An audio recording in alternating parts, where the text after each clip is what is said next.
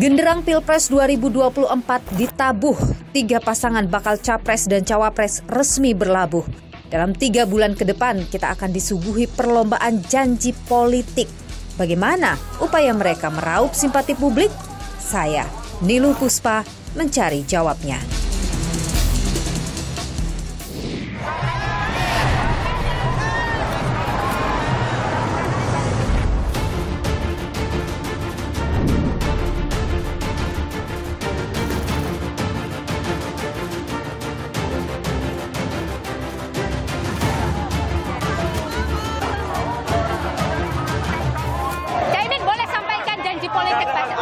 Boleh sampaikan janji politik sedikit aja.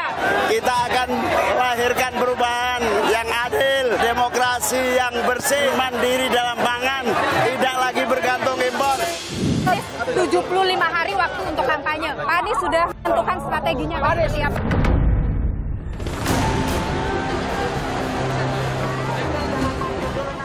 Yang jelas kita ingin membangun Indonesia dengan lebih cepat.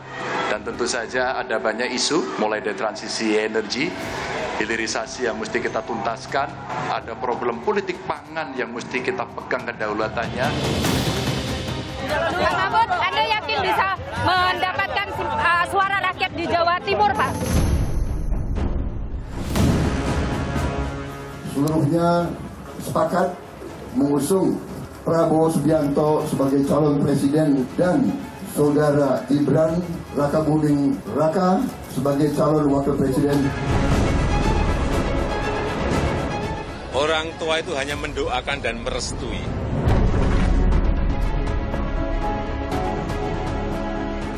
Mas, kalau Anda melihat 3 pasangan calon ini yang mana yang paling punya efek kejut nanti? Siap-siap, pertarungan Pilpres 2024 dimulai. 3 pasangan bakal calon presiden dan calon wakil presiden siap melaju. Itu artinya gong pemilu 2024 resmi ditabuh. Pasangan Anies Baswedan Muhaimin Iskandar, Amin, jadi pasangan bakal calon presiden dan wakil presiden yang pertama mendaftarkan diri di KPU.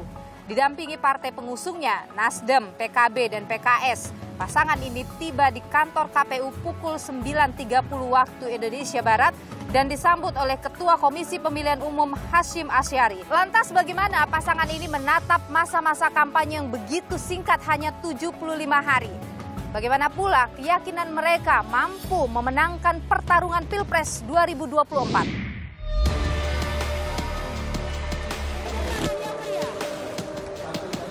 Seorang wakil presiden dengan calon presiden yang sudah dimiliki oleh koalisi perubahan yaitu Bung Anies Baswedan, Bung Muhaimin Iskandar. Yang akan mendampingi Bapak Ganjar Pranowo adalah Bapak Profesor Dr. Mahfud MD. Sepakat mengusung Prabowo Subianto sebagai calon presiden koalisi Indonesia Maju, Gibran Rakabuming Raka sebagai calon wakil presiden. Dukung semuanya untuk kebaikan negara ini.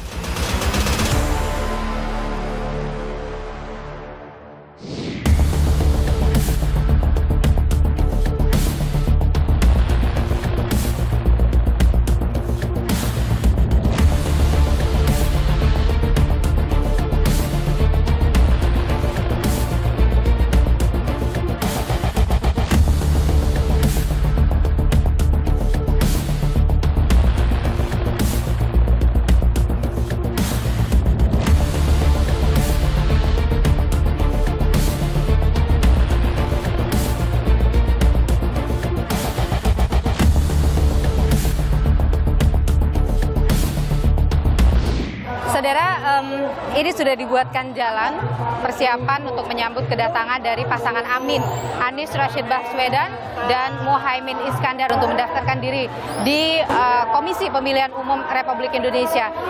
Saya akan coba saudara untuk bisa menanyakan beberapa hal, utamanya adalah terkait dengan masa kampanye yang begitu singkat hanya 75 hari. Apa strategi yang kemudian akan mereka terapkan untuk bisa menggait hati rakyat dalam 75 hari itu saja? Kita tunggu bersama saudara.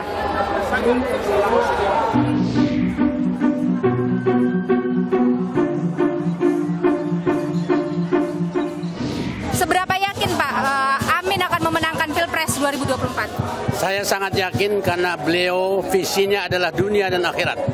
Kemudian dia ikhlas, dia memang ingin menghadirkan apa yang dicita-citakan oleh bangsa Indonesia dalam pembukaan Undang-Undang Dasar 45, yaitu mengantarkan bangsa untuk mencerdaskan bangsa, memajukan kesejahteraan umum dan keadilan sosial bagi seluruh Indonesia. Oke. Ya. Kalau Ibu dengan Ibu siapa, Bu? Saya dengan Ibu Siwi. Ibu Siwi, apa yang membuat Anda mendukung pasangan Amin ini? Kebetulan rakyat Indonesia itu kan kebanyakan Muslim, jadi kami sangat mendukung dan Pak Anies ini sudah berhasil membangun Jakarta. Saya percayakan beliau dan dengan wakilnya Pak Imin.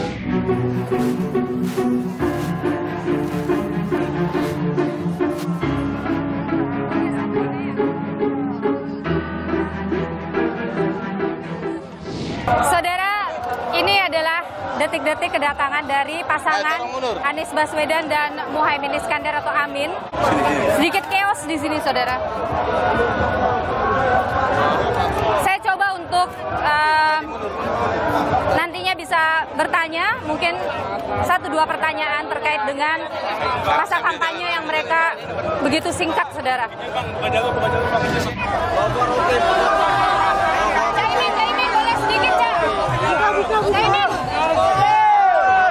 Caimin, boleh sedikit, Caimin, boleh sedikit statementnya, Pak. Statement untuk Kompas TV, Pak. Niluh Kompas TV. Terus diapain? Caimin 75 hari kampanye. Gimana? Terima kasih semua yang hadir. I love you all. Terima kasih, Anda luar biasa. Terima kasih. Salam perubahan. Terima kasih berpanas-panas untuk satu kita perubahan. Caimin, boleh sampaikan janji politik, Pak? Boleh sampaikan janji politik? Jaga. Kameramen saya. Jaga, buat kami bertekad. Insya Allah kita perubahan akan kita wujudkan. Kita akan melahirkan perubahan yang adil, perubahan lebih adil, perubahan lebih terbuka, demokrasi yang bersih, demokrasi yang bertanggung jawab. Rakyat petani dapat pupuk, kita semua mandiri dalam pangan, tidak lagi bergantung impor. Hidup kalian luar biasa, semangat perubahan Anda menjadi motivasi saya untuk membantu.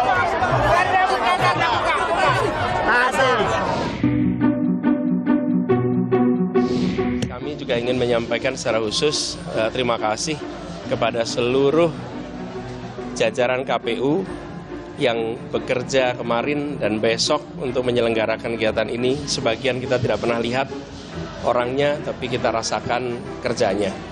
Dan terima kasih kepada seluruh jajaran partai koalisi, begitu banyak yang terlibat di dalam penyiapan proses ini, khususnya dipimpin oleh para sekjen di masing-masing partai yang memungkinkan proses pendaftaran ini berjalan dengan baik. Tambahan sedikit ya, ini ada surat-surat yang kami telah buktikan bahwa seluruh kelengkapan dan syarat-syarat yang dibutuhkan telah terpenuhi semua dan sudah dinyatakan MS. Alhamdulillah, amin. Gus Imin, ini kampanye hanya 75 hari. Anda yakin bisa meraup suara dalam waktu 75 hari? Semua sudah menangkap pesan perubahan. 75 hari waktu untuk kampanye. Pak Anies sudah menentukan strateginya seperti apa? Akan seperti apa, Pak? Akan ke arah mana dulu, Pak, untuk rebut suara, Pak? Bapak, semuanya. Jadi Mbak. Aduh. Bapak meja Pak. Bapak, Bu, Abu. Bapak, Bu. Ayo enggak?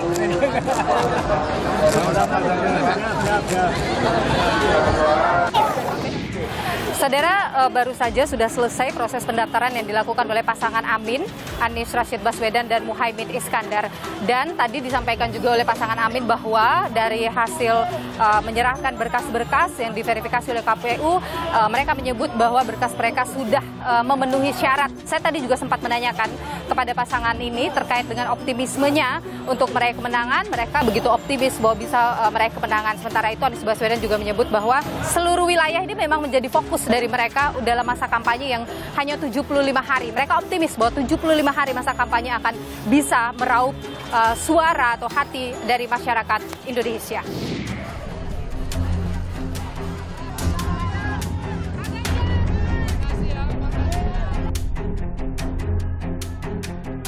Apa strategi Anda untuk dapat suara di Jawa Timur, Pak?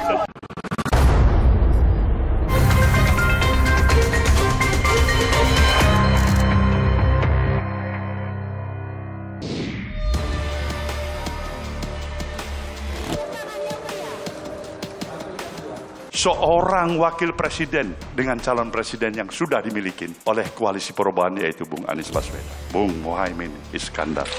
Yang akan mendampingi Bapak Ganjar Pranowo adalah Bapak Profesor Dr. Mahfud MD. Sepakat mengusung Prabowo Subianto sebagai calon presiden koalisi Indonesia Maju, Gibran Rakabuming Raka sebagai calon wakil presiden. Dukung semuanya untuk kebaikan negara ini.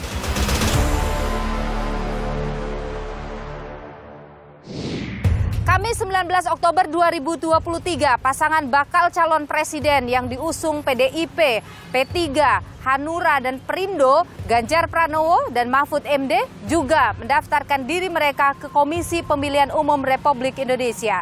Disambut oleh Ketua KPU Hasyim Asyari, mereka serahkan berkas untuk diverifikasi terkait persyaratan calon presiden dan calon wakil presiden pemilu 2024.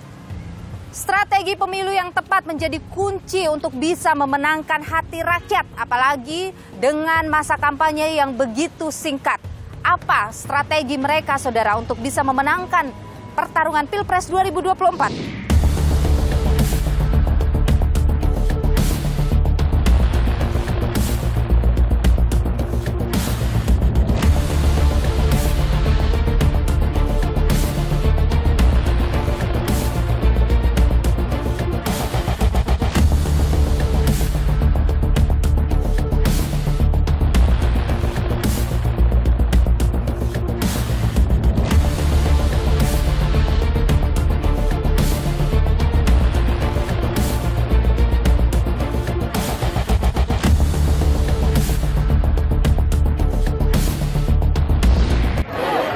Saudara, hari ini juga dijadwalkan pendaftaran bagi pasangan calon Ganjar Pranowo dan Mahfud MD. Mereka sebenarnya dijadwalkan untuk mendaftar pada pukul 11, tapi agendanya mundur. Dan Anda lihat di belakang saya, ini ramai sekali untuk pendukung dari Ganjar Pranowo dan juga Mahfud MD yang akan mendaftarkan hari ini. Tentu nanti dalam proses pendaftaran ini akan juga diperiksa berkas-berkas atau diverifikasi begitu berkas-berkas oleh KPU untuk dilihat apakah kemudian nanti memenuhi syarat sebagai bakal atau calon presiden dan wakil presiden yang bertarung dalam Pilpres 2024 nanti. Kita tunggu bersama, saudara, kehadiran mereka.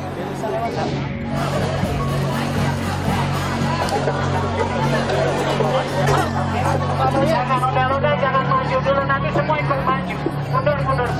Dengan Ibu siapa, Ibu? Dengan Ibu Hadijah. Ibu Hadijah datang dari mana, Bu? Dari Matraman, Jakarta Timur. Oke, Jakarta. Jadi, Ibu, apa yang bikin Ibu mendukung Ganjar Pranowo dan Mahfud MD?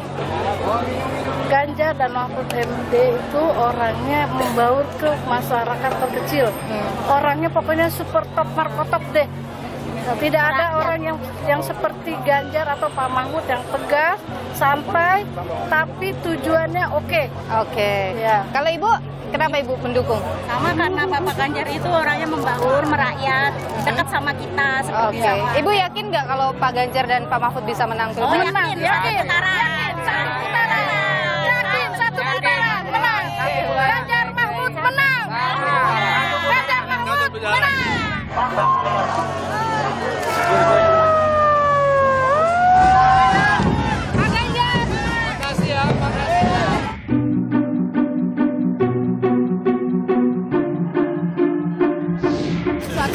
optimisme untuk memenangkan ini, Mbak? Semangat terus untuk Indonesia. Oke, baik. Dengan Kompas TV, Pak Arsyad, apa strategi memenangkan suara rakyat dalam hanya 75 hari, Pak, nanti ini? Yaitu dengan mendengarkan rakyat dan masuk ke pekerjaan apa yang rakyat mau. Oke. Dan itu yang bisa dilakukan oleh Mas Ganjar dan juga Pak Mahfud. Fokusnya di mana, Pak? Emang Jawa Timur yang akan jadi fokus utama, Pak? Semuanya menjadi fokus. Oke, dengan mengambil Pak Mahfud artinya mungkin untuk merebut suara NU, benar, Pak? Kita bukan merebut, tapi apa yang ada mereka akan. Anda optimis suara NU, Pak? Kami bersama Pak Mahfud dengan istri hadir di KPU tadi menyerahkan seluruh dokumen, visi, misi, dan seluruh persyaratan. Insya Allah sudah lengkap dan minggu besok kita akan cek kesehatan. Dari beberapa dokumen sudah kita berikan, ada visi, misi, dan program yang sudah kita uraikan. Insya Allah masyarakat akan bisa membaca dengan sangat mudah karena ada barcode-nya dan nanti semua yang membaca menggunakan barcode akan bisa melihat detail apa yang ada. Barusan diumumkan tanda berkas lengkap. Terima kasih.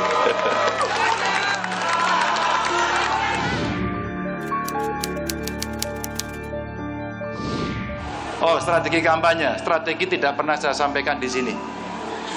Tapi kita sudah menyiapkan, anak-anak muda kemarin bergabung, saya mengajak mereka, saya melamar mereka untuk terlibat, dan ternyata mereka komunitas-komunitas yang sangat hebat, anak-anak muda yang sangat cerdas.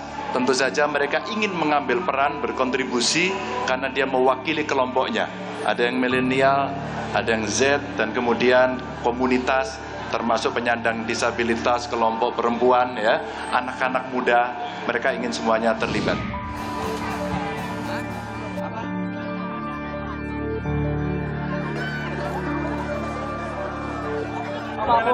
Pak Mahfud, izin dengan Kompas TV sebentar, Pak Mahfud, ya. Pak Mahfud, Anda yakin bisa mendapatkan suara rakyat di Jawa Timur, Pak?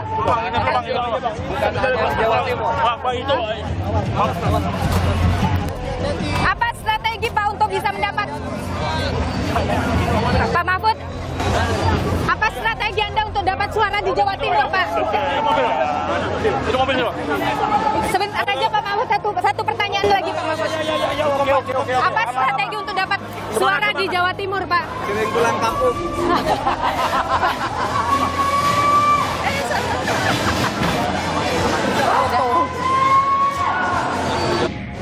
Saudara, sudah selesai proses pendaftaran yang dilakukan oleh pasangan Ganjar Pranowo dan Mahfud MD.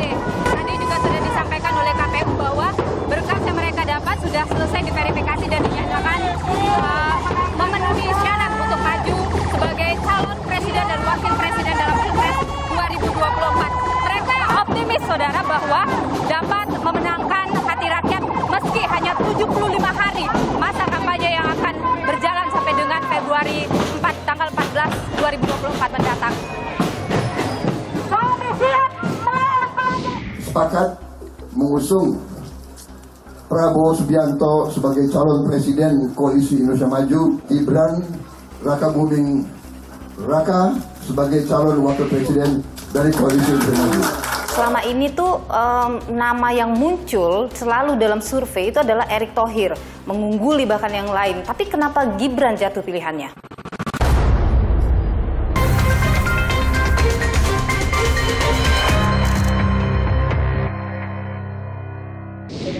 Prabowo Subianto, saudara, menjadi bakal calon presiden yang paling akhir mengumumkan cawapresnya. Koalisi gemuk Gerindra, Golkar, PAN, Demokrat, dan PBB kabarnya bersikukuh dengan pilihan cawapresnya masing-masing. Ada sejumlah nama yang disebut-sebut sebagai bakal calon wakil presiden Prabowo. Menteri BUMN Erick Thohir yang diusulkan oleh PAN, Kofifa Indar Parawansa diusulkan Demokrat, Airlangga Hartarto oleh Golkar, Yusril Issa Mahendra oleh Partai Bulan Bintang. Muncul juga, saudara, nama putra sulung Presiden Jokowi, Gibran Rakabuming Raka. Langkah Gibran melaju di bursa Pilpres 2024 bak mendapat karpet merah pasca Mahkamah Konstitusi memutuskan mereka yang pernah atau sedang menjabat sebagai kepala daerah yang dipilih langsung rakyat bisa maju dalam bursa Pilpres meski berusia di bawah 40 tahun. Dinamika politik di internal Koalisi Indonesia Maju pun pelik penuh intrik. Kabarnya ada dissenting opinion atau perbedaan pendapat di antara partai koalisi soal pendamping Prabowo. Menjadi riuh kala esoknya Sabtu 21 Oktober Partai Golkar menggelar Rapimnas. Hasilnya mengusulkan nama Gibran Rakabuming Raka sebagai bakal calon wakil Prabowo Subianto. Makin riuh saudara, tatkala Gibran gerak cepat lakukan kunjungan ke ketua-ketua Partai Koalisi Indonesia Maju lainnya demi meminta restu. Dimulai dari Ketua Umum Partai Amanat Nasional Zulkifli Hasan. Lalu bertemu Ketua Partai Bulan Bintang Yusril Issa Mahendra. Esoknya, Minggu 22 Oktober pagi, Gibran lanjutkan safarinya dengan bertemu Ketua Umum Partai Demokrat Agus Harimurti Yudhoyono. Pertemuan tertutup itu berlangsung selama 1 jam. Mereka enggan bocorkan hasil pertemuan. Jalan panjang yang dilalui oleh Koalisi Indonesia Maju untuk menentukan siapa cawapres dari Prabowo Subianto akhirnya berakhir, saudara. Pasangan Prabowo Subianto dan Gibran Rakabuming Raka dideklarasikan. Mereka siap mendaftar di KPU 25 Oktober mendatang. Sepakat mengusung Prabowo Subianto sebagai calon presiden Koalisi Indonesia Maju untuk 2024-2029 dan saudara Gibran Rakabuming Raka sebagai calon wakil presiden dari Koalisi Indonesia Maju. Apa strategi yang mereka akan lakukan untuk bisa merebut hati rakyat dalam waktu yang singkat itu?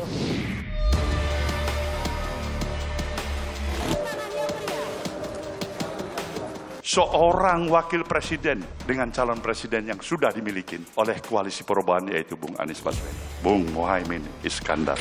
Yang akan mendampingi Bapak Ganjar Pranowo adalah Bapak Profesor Dr. Mahfud MD. Sepakat mengusung Prabowo Subianto sebagai calon presiden Koalisi Indonesia Maju, Gibran Rakabuming Raka sebagai calon wakil presiden. Dukung semuanya untuk kebaikan negara ini.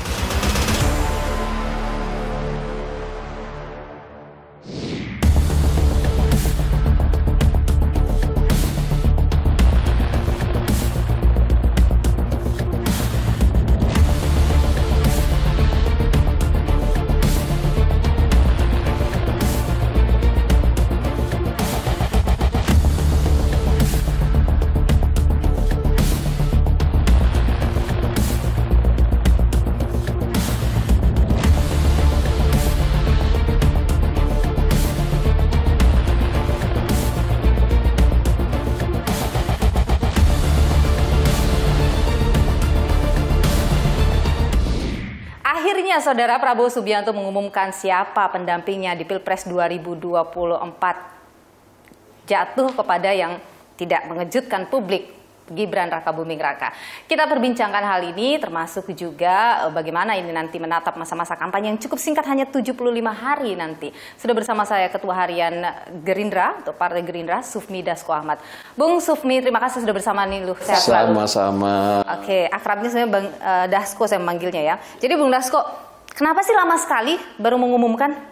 Ya sebenarnya ini nggak lama. Kami ini kan pasca masuknya Golkar dan PAN, sebenarnya soal capres-cawapres ini kami sudah mempunyai formulasi yang pas menurut kami. Formulasi yang pas itu adalah para partai pendukung koalisi itu menyerahkan sepenuhnya soal cawapres kepada Pak Prabowo Subianto.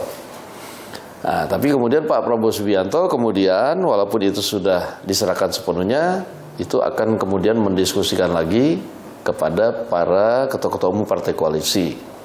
Nah, pada tanggal 13 Oktober 2023 yang lalu bertempat di kediaman Pak Prabowo di Kartanegara, itu sudah dilakukan pertemuan ketua-ketua umum partai koalisi, di mana kemudian ketua-ketua umum sudah menyampaikan nama-nama yang kemudian akan menjadi calon pendampingnya Pak Prabowo. Oke, itu nama-nama berbeda semua? Nama-nama itu sudah kemudian dimasukkan dalam amplop tertutup, dan kemudian sudah dilihat oleh Pak Prabowo, dan pada waktunya nanti akan disampaikan bahwa mayoritas ini, kan begitu. Waktu-waktu yang ada ini justru ya kami lebih banyak menganalisa, lebih banyak kemudian melakukan persiapan-persiapan karena kan tengah waktu pendaftaran masih sampai dengan tanggal 25. Nah, sehingga tidak ada yang urgensi menurut kami, ya kita harus buru-buru juga kan gitu.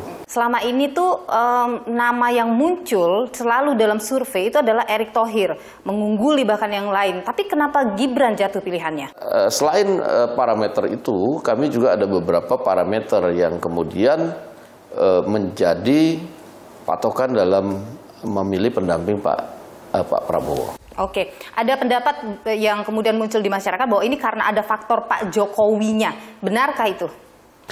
Ya, itu kan adalah salah satu faktor, di samping ada faktor-faktor lain lah menurut kita. Bahwa kemudian kita juga tahu bahwa kemudian kalau ada Pak Jokowi, sekian persen kita elektoralnya dapat gitu loh.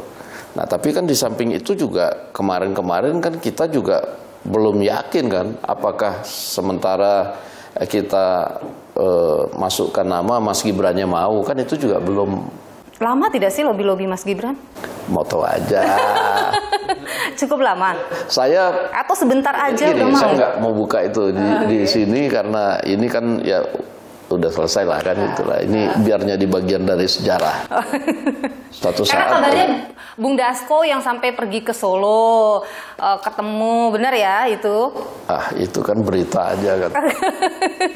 Tapi begini, kalau kita melihat Gibran ya Bung Dasko ya, setelah muncul putusan MK, sentimen negatif itu besar sekali muncul.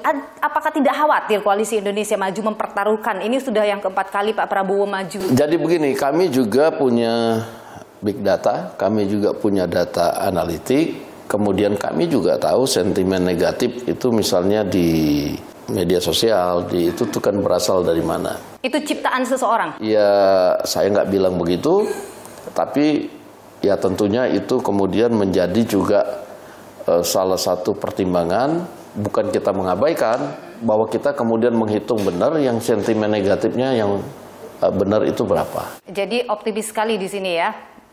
Iya, kalau sudah mengambil langkah harus optimis kan gitu.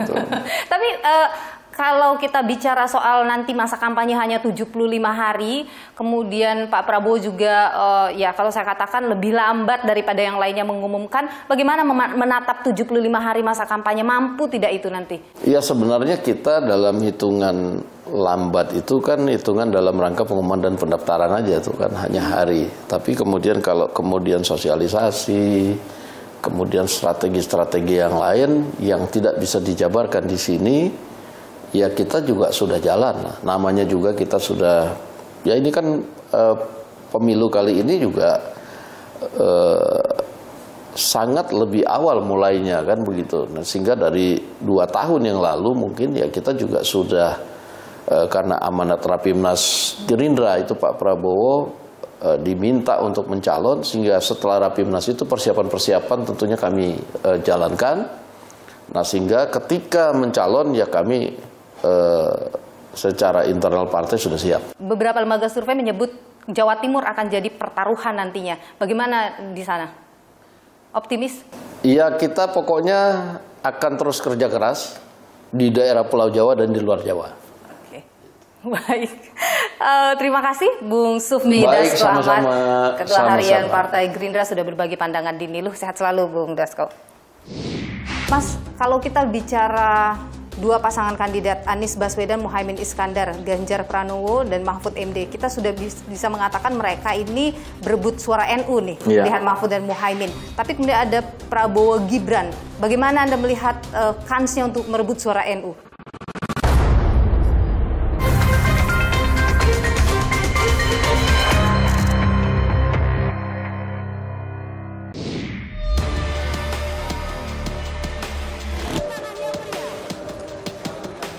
Seorang wakil presiden dengan calon presiden yang sudah dimiliki oleh Koalisi Perubahan, yaitu Bung Anies Baswedan, Bung Muhaimin Iskandar.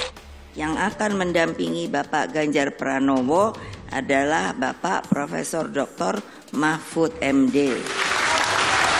Sepakat mengusung Prabowo Subianto sebagai calon presiden Koalisi Indonesia Maju, Gibran Raka Buming Raka sebagai calon wakil presiden. Dukung semuanya untuk kebaikan negara ini.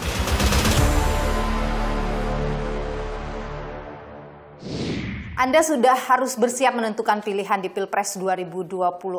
Tapi pertanyaan paling penting, bagaimana sebenarnya peta politik saat ini setelah 3 pasang sudah memastikan diri akan melaju dalam bursa Pilpres 2024. Kita perbincangkan hal ini, saudara. Bersama saya sudah hadir peneliti Litbang Kompas, ada Mas Yohan Wahyu. Mas Yohan, terima kasih sudah bersama Nilu. Sama-sama. Kita mulai dulu dari calon yang paling terakhir mengumumkan cawapresnya, Prabowo Subianto. Bagaimana Anda melihat ketika Prabowo memilih Gibran Raka Buming Raka sebagai wakilnya? Kansnya untuk menang bagaimana? Ya, saya melihat kalau di survei kita, sosok wakil presiden itu sebenarnya pertimbangannya tidak sekedar elektoral gitu ya. Beda dengan capres. Oke. Jadi misalnya pilihan terhadap Pak Anies terhadap Pak Muhaimin misalnya. Kita tahu di survei Pak Muhaimin kan relatif rendah elektoralnya.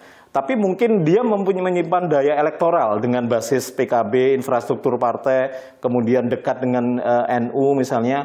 Hal yang sama dengan Pak Mahfud ya, yang secara elektoral juga relatif tidak begitu tinggi gitu ya, 5% ke bawah lah. Tapi kan mungkin Pak Mahfud dinilai punya daya elektoral yang lain gitu ya. Nah, kalau itu kan oke, mereka punya basis kedekatan dengan NU dengan suara yang besar. Tapi kalau misalnya Gibran Raka Buming Raka? Iya, Gibran mungkin tidak punya tingkat elektoral di survei kita, tapi dia mungkin ada semacam pertimbangan-pertimbangan komposisi konfigurasi politik dengan representasi dukungan Pak Jokowi di koalisi tersebut. Memang gitu ya. sebesar itu Jokowi efek ini bisa memberikan kontribusi suara? Kalau di survei Kompas ini kan sekitar 16-20% ya. Artinya memang kalau dikatakan ini tinggi juga tidak tinggi banget karena hampir sebagian besar yang lain itu tidak memberikan tidak mengikuti sebenarnya, mengaku tidak akan mengikuti siapapun pilihan Pak Jokowi. Hanya 16-20% saja yang mengaku akan mengikuti siapapun pilihan Pak Jokowi. Apapun itu. Tapi boleh juga Presiden ini kemudian menopang langkah-langkah politiknya ini kan dari approval rating yang relatif tinggi ya terhadap kinerja kepemerintahannya. Ya, di Kompas sekitar 77% gitu ya. Publik puas dengan kinerja Presiden. Boleh jadi ini yang membuat Presiden cukup percaya diri, kemudian dia merasa ada sebagian pemilih yang kemudian masih mengikuti langkah-langkah politiknya sekitar 16-20% itu.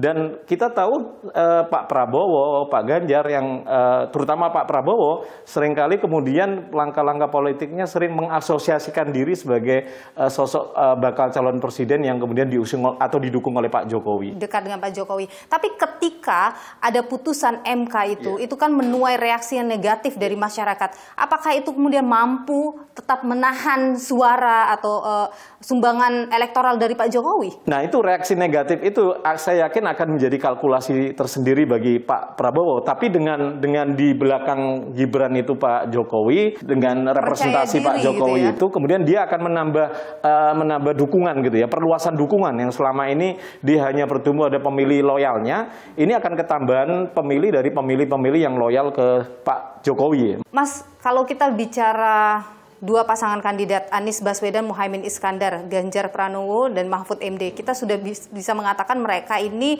berebut suara NU nih, lihat Mahfud dan Muhaimin. Tapi kemudian ada Prabowo Gibran. Bagaimana Anda melihat kansnya untuk merebut suara NU? Pemilih-pemilih tradisional NU selama ini juga melihat sosok Pak Jokowi itu kan dekat dengan NU ya. Kalau kita lihat momentum-momentum termasuk momentum Hari Santri itu tidak pernah dilewatkan oleh Presiden sebagai seseorang yang dekat dengan Nahdliyin ini. Saya pikir ini akan menjadi pintu bagi pasangan Prabowo dan Gibran untuk mendulang suara dari pemilih NU selain memanfaatkan atau mempertahankan dua kantong suara yang selama ini sudah menjadi captive market mereka. Tapi Mas, sebenarnya suara NU ini seberapa besar kalau kita lihat dari pemilu ke pemilu? Ya, kalau kita lihat pengalaman pemilu 2014 dan 2019, kemenangan Pak Jokowi dari Pak Prabowo itu terutama yang menjadi titik krusial di Jawa Timur ya. Jadi selisih Pak Jokowi itu menang 50% lebih di basis pemilih NU. Jawa Timur itu basis pemilih NU.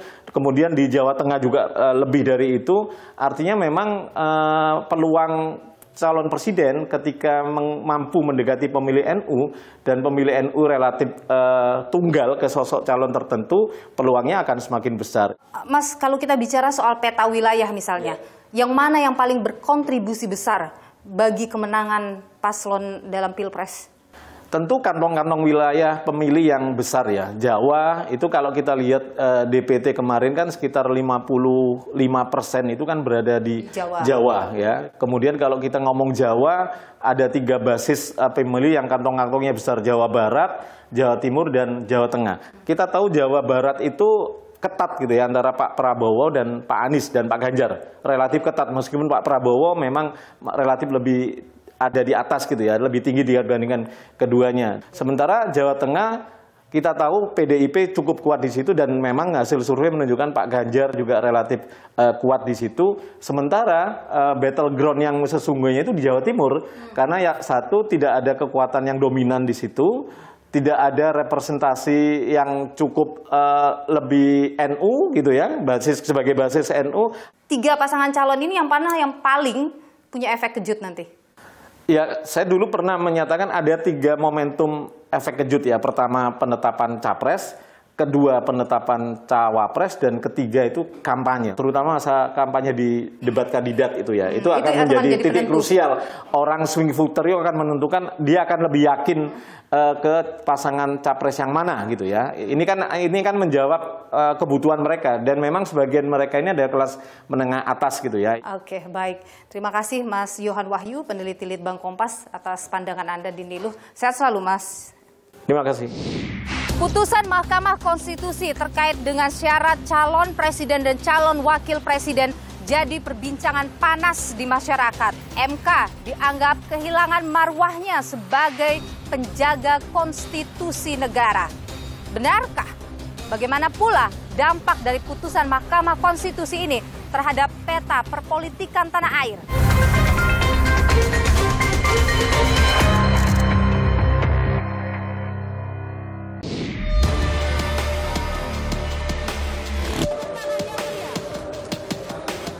Seorang wakil presiden dengan calon presiden yang sudah dimiliki oleh koalisi perubahan yaitu Bung Anies Baswedan, Bung Muhaimin Iskandar. Yang akan mendampingi Bapak Ganjar Pranowo adalah Bapak Profesor Dr. Mahfud MD.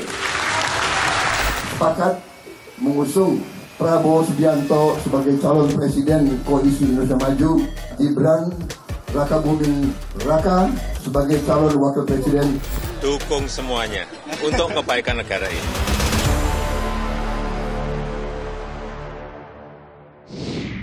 Mengabulkan permohonan pemohon untuk sebagian berusia paling rendah 40 tahun atau pernah sedang menduduki jabatan yang dipilih melalui pemilihan umum termasuk pemilihan kepala daerah. Putusan Mahkamah Konstitusi yang dibacakan Hakim Anwar Usman, ipar Presiden Joko Widodo pekan lalu, masih timbulkan polemik. Putusan yang mengabulkan gugatan syarat pernah jadi kepala daerah dapat maju capres atau cawapres, meski belum berusia 40 tahun, dianggap syarat kepentingan politik dan mencederai konstitusi. Sejumlah pakar menilai belum semua majelis hakim sepemikiran dalam mempertimbangkan keputusan. Putusan ini menyisakan problem. Faktanya hanya 3 yang mendukung dari hakim. 2 hakim yang lain, Eni Nurbaningsi dan Daniel Yusmik, itu kan menyatakan standarnya adalah gubernur. Berarti kan dia tidak sepakat kalau bupati wali kota bisa menjadi calon presiden, wakil presiden. 4 yang lain bahkan menyatakan menolak. Jadi sejatinya dalam putusan 90 ini tidak bulat juga atau tidak tercapai mufakat soal bahwa wali kota, bupati itu bisa maju. Tak hanya itu, putusan ini juga dianggap membuka peluang bagi wali kota Solo, Gibran Raka Buming Raka, putra sulung Presiden Joko Widodo, sekaligus keponakan dari Hakim MK, bertarung di Pilpres 2024. Di putusan 3 awal, Ketua Mahkamah Konstitusi tidak ikut memutus, hanya 8 orang hakim dengan alasan konflik kepentingan. Anehnya di putusan 90, ketua ikut memutuskan. Dia lupa soal konflik kepentingan, padahal pemohon dengan terang-menerang menyebutkan bahwa permohonan ini dia ajukan karena dia adalah fans berat dari Mas Gibran. Bagi saya, aneh kalau Ketua MK tetap memaksakan. Polemik makin meluas tatkala Wakil Ketua Mahkamah Konstitusi Saldi Isra dilaporkan ke Majelis Kehormatan Mahkamah Konstitusi oleh advokat Lisa Nusantara. Lisa Nusantara menganggap perbedaan pendapat atau dissenting opinion Saldi Isra terhadap putusan MK nomor 90 terkait batas usia Capres-Cawapres menyinggung hakim lain. Baru kali ini saya mengalami peristiwa aneh yang luar biasa dan dapat dikatakan jauh dari batas penalaran yang wajar. Mahkamah berubah pendirian dan sikapnya hanya dalam sekelebat. Apakah mahkamah pernah berubah pendirian? Pernah, tetapi tidak pernah terjadi secepat ini, di mana perubahan terjadi dalam hitungan hari. Pemohon uji materi batas usia Capres-Cawapres adalah mahasiswa Fakultas Hukum Universitas Negeri Surakarta, Almas Sakibiru. Almas belakangan diketahui merupakan putra dari Boyamin Saiman, Koordinator Masyarakat Anti Korupsi Indonesia. Dalam isi tuntutannya, Almas sempat menyinggung Gibran sebagai sosok inspiratif. Sepekan pasca putusan Mahkamah Konstitusi, Koalisi Indonesia Maju resmi mengusung Gibran sebagai bakal calon Wakil Presiden Prabowo Subianto. Sepakat mengusung Prabowo Subianto sebagai calon Presiden Koalisi Indonesia Maju dan Saudara Gibran Rakabuming Raka sebagai calon Wakil Presiden dari Koalisi Indonesia Maju. Presiden Jokowi pun merestui sang anak sulung jadi cawapres Prabowo. Orang tua itu hanya mendoakan dan merestui. Meski putusan Mahkamah Konstitusi telah bersifat final dan mengikat, namun kritik kian menguat. Hilangnya kepercayaan publik pada penegakan hukum serta runtuhnya maruah Mahkamah Konstitusi menjadi harga mahal yang harus dibayar. Pilpres adalah ajang memilih pemimpin negeri yang mengutamakan kepentingan rakyat. Janji para calon pemimpin harus kita simak dengan cermat. Sebagai langkah awal, tentukan pilihan. Gunakan hak pilih Anda dengan datang ke TPS 14 Februari mendatang. Karena masa depan pemimpin bangsa ada di tangan Anda. Ikuti terus informasi perkembangan pemilu hanya di Kompas TV, independen, terpercaya. Saya, Niluh Puspa, sampai jumpa.